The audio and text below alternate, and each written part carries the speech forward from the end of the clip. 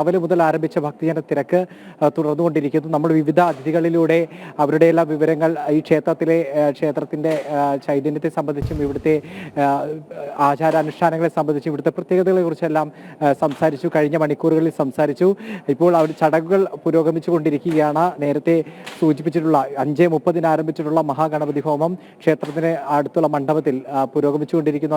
അതിന് പരമേശ്വരൻ നമ്പൂതിരി അതിനെ കൃത്യമായിട്ടുള്ള നേതൃത്വം നൽകിക്കൊണ്ട് ഇരിക്കുകയാണ്, കാർമ്മികത്വം വഹിക്കുകയാണ് അദ്ദേഹം. ഒപ്പം തന്നെ ഇനി നടക്കാനുള്ളത് ആനയൂട്ടും ഗജപൂജയൊക്കെയാണ് നടക്കാനുള്ളത്. അതിനുശേഷം നമ്മൾ രാവിലെ മുതൽ പറഞ്ഞുകൊണ്ടിരിക്കുന്നതാണ് പെരുവനം കുട്ടന്മാരാരുടെ പഞ്ചാരി മേളത്തിന് വേണ്ടി കാത്തിരിക്കുകയാണ്. കേരളത്തിലെ എണ്ണം പറഞ്ഞ ഏറ്റവും മികച്ച 120 വാദ്യകലാകാരന്മാർ അണിനിരക്കുന്ന മേളമാണ് അത്. പഞ്ചാരി മേളമാണ് നടക്കാൻ പോകുന്നത്. അതിലേക്കും കൂടി നമ്മൾക്ക് പോകും. ഇപ്പോൾ നമ്മോടൊപ്പം നേരത്തെ നമ്മോടൊപ്പം അതിഥികളായിട്ട് എത്തിയ ദിവാകരൻ നമ്പൂതിരിയും അതുപോലെ തന്നെ ശ്രീ സായി എല്ലാം നമ്മോടൊപ്പമുണ്ട്. ശ്രീ ശിവൻ എല്ലാം നമ്മോടൊപ്പമുണ്ട്. നമ്മളിപ്പോൾ നേരത്തെ നമ്മൾ ഈ ക്ഷേത്രത്തിലെ അത്ഭുത കാര്യങ്ങളെക്കുറിച്ചെല്ലാം സംസാരിച്ചിരുന്നു. ഞാൻ അടുത്തിടെ സോഷ്യൽ മീഡിയയിൽ കേട്ട ഒരു കഥയുണ്ട്. ഈ ഗുരുവായൂർ ക്ഷേത്രത്തിലേക്ക് ദർശനത്തിന് പോയ തിരുമേനിയും അമ്മയും തിരിച്ചെത്തിയപ്പോൾ കൃത്യമായി ദർശനം നടത്താൻ സാധിച്ചില്ല.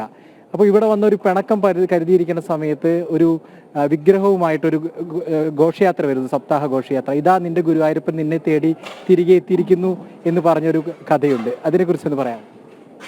അത് അച്ഛനും അമ്മയും ഞങ്ങളിൽ ഇല്ലത്തുള്ള എല്ലാവരും കൂടി ഒരിക്കൽ ഗുരുവായൂർ തൊഴാൻ പോയി. ഗുരുവായൂർ തൊഴാൻ പോയപ്പോൾ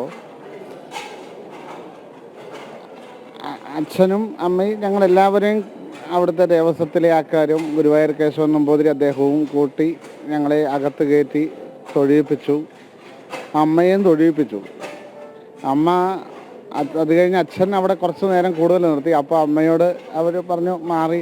ഞങ്ങളെല്ലാവരും അമ്മയും ഞങ്ങളെല്ലാവരും കൂടി അങ്ങ് ഒരുമിച്ച് പ്രദക്ഷിണം വെച്ച് വടക്കേ നടയിൽ പോയിരുന്നു. അപ്പോൾ അമ്മയുടെ മനസ്സിൽ ഗുരുവായൂരപ്പനെ തൊഴുതു എന്നുള്ളത് വന്നിട്ടില്ല.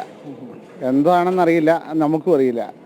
കുറച്ച് നേരം കഴിഞ്ഞു, അച്ഛൻ തൊഴുതെല്ലാം കഴിഞ്ഞു. അപ്പം തൊഴുത് കഴിഞ്ഞു. അമ്മയോട് ചോദിച്ചു, നിങ്ങൾ സുഖമായിട്ട് തൊഴുതില്ലേന്ന് ചോദിച്ചു. ഒന്നും മിണ്ടിയില്ല. അത് കഴിഞ്ഞ് അവിടെ നിന്ന് തിരിച്ച് യാത്ര വന്ന് തിരിച്ചിപ്പോൾ മള്ളിയൂരിലെത്തി. അന്ന് രാത്രിയും അമ്മ അച്ഛനോട് ഒരക്ഷരം പറയുന്നില്ല. പിറ്റേ ദിവസവും ഇതുപോലെ തന്നെ കുളിയെല്ലാം കഴിഞ്ഞ് അമ്പലത്തിലേക്ക് കഴിഞ്ഞിട്ടും അച്ഛന് വേണ്ട കാര്യങ്ങളെല്ലാം ചെയ്തു കൊടുക്കുന്നുണ്ട്, ഒരക്ഷരം സംസാരിക്കുന്നില്ല. അപ്പോൾ എന്താ നിങ്ങൾക്ക് പറ്റിയെന്ന് ചോദിച്ചു. അപ്പം നിങ്ങളൊക്കെ വലിയ വലിയ ആൾക്കാരല്ലേ, അപ്പം എന്നെ ആരും കൊണ്ടുപോയി തൊഴിയിച്ചില്ല ഗുരുവായൂർ, അപ്പം നിങ്ങൾ തൊഴുതു. അപ്പോൾ എന്നെ വിളിച്ചു ചോദിച്ചു, അമ്മ തൊഴുതില്ലായിരുന്നോ എന്ന് ചോദിച്ചു. തൊഴുതു, സുഖമായിട്ട് തൊഴുതാണ്, അമ്മയ്ക്ക് ഓർമ്മ കിട്ടിയിട്ടുണ്ടാവില്ലായിരിക്കും എന്ന് പറഞ്ഞു.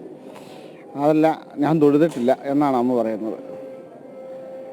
അമ്മയ്ക്ക് അവിടെ ഗുരുവായൂരപ്പനെ തൊഴുതായിട്ട് ഒട്ടും തോന്നുന്നില്ല. അതാണ്. പിന്നെ അപ്പോൾ ഞാൻ പറഞ്ഞു, ഉടനെ തന്നെ നമുക്ക് വീണ്ടും ഉടനെ ഗുരുവായൂർക്ക് കൊണ്ടുപോയി തൊഴിയിക്കാം, വിഷമിക്കണ്ട എന്ന് പറഞ്ഞപ്പോൾ ഇനി ഞാൻ ഗുരുവായൂർക്ക് പോകില്ല, ഇനി ഞാൻ ഗുരുവായൂരപ്പൻ വേണമെങ്കിൽ എന്നെ വന്ന് കണ്ടോളും എന്ന് പറഞ്ഞു.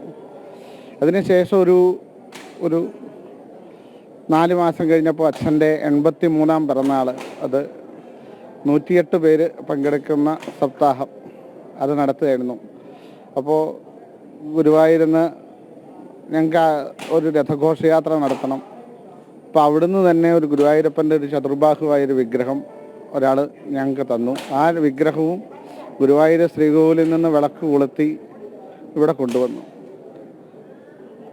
അന്ന് ആ രഥത്തിലിരുന്നതും അച്ഛൻ്റെ ഒരു വലിയൊരു ആത്മസുഹൃത്തായിരുന്നു.